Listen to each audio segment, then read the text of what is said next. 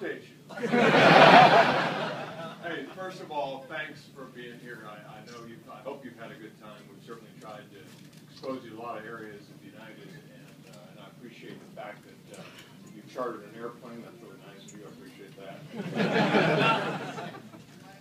And what an airplane. I just flew in on the Dreamliner yesterday, and if those of you who have been on it, I mean, you need to get on it. It is spectacular. You'll really love it. Really will. I want to just talk for a couple of minutes, and I want to answer some questions. You know, obviously this year has been a year of enormous change at United, and change is tough. It's been tough on our customers. It's been tough on our own coworkers, but we are making a lot of progress. Has this merger integration been flawless? Absolutely not. It's really hard to bring together two carriers and do it flawlessly. In fact, it's impossible. No one's ever done it in history.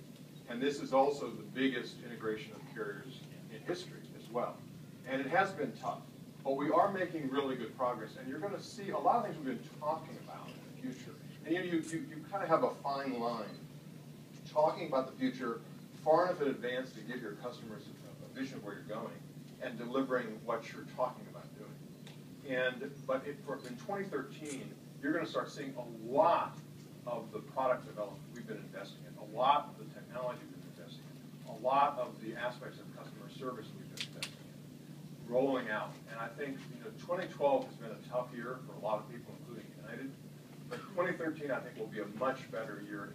All the things we're putting in, whether it's the big bins or the Wi-Fi or the Dreamliner, all the things that we're doing on our fleet, but also in our airports, improvements we're making in our airports, the training of our own agents, because next year's going to be a heavy year focus on operational reliability and customer service.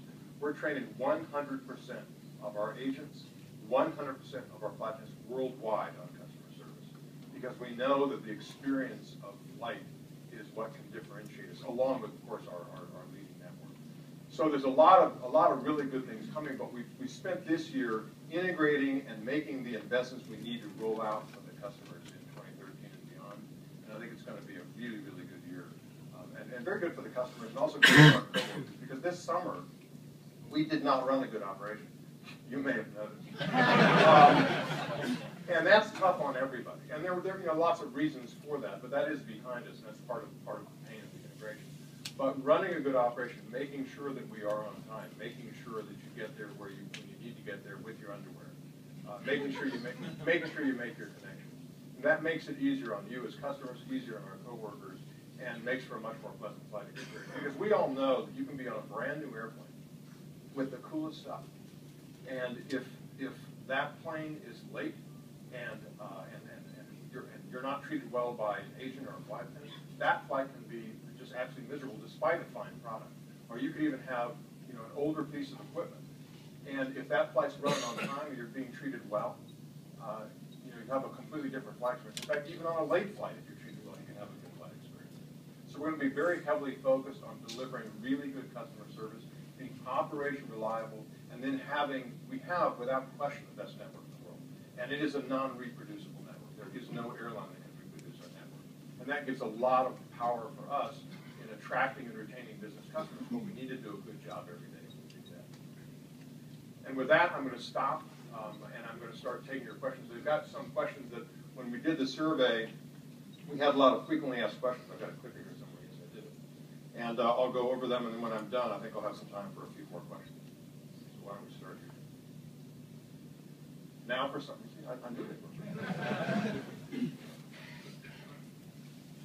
Now that the 787s are here, are there new long-haul markets in the works? Yes. These questions are actually fairly easy to answer.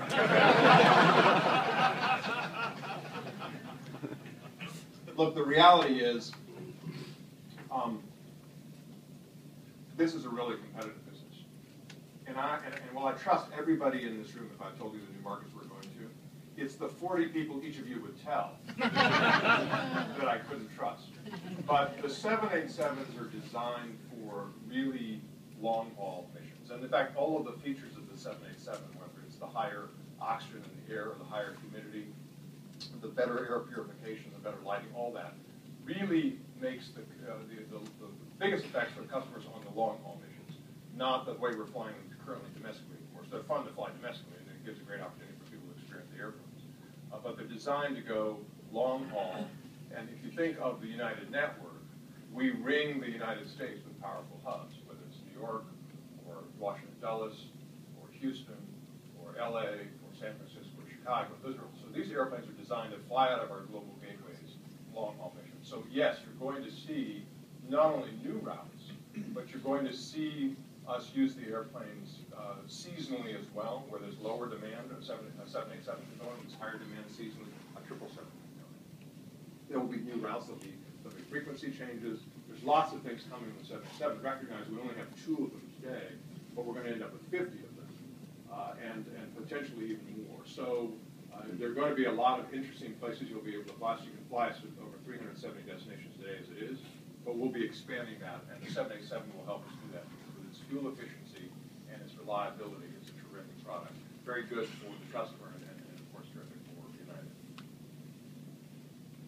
What steps is United taking to bring together 2 very different cultures?